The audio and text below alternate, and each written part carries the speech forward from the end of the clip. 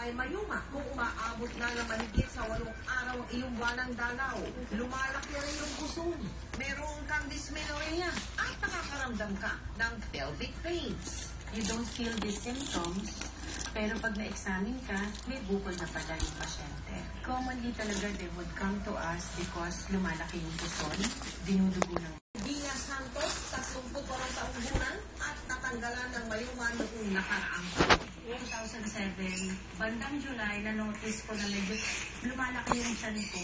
Yung pinagtataka ko, ang tagal yung monthly period ko, hindi naman yung usual sa akin. Tapos ang sakit-sakit talaga ng puso ko, nahihirapan akong dumumi. At nang maoperahan, ga-ostrich egg daw ang laki ng bukol na nakuha sa kanya. Basta sinabi nila sa akin, as big as ostrich egg, talagang yung tiyan ko kaya pala ang laki-laki, para akong 7 months. Early detection lamang daw ang paraan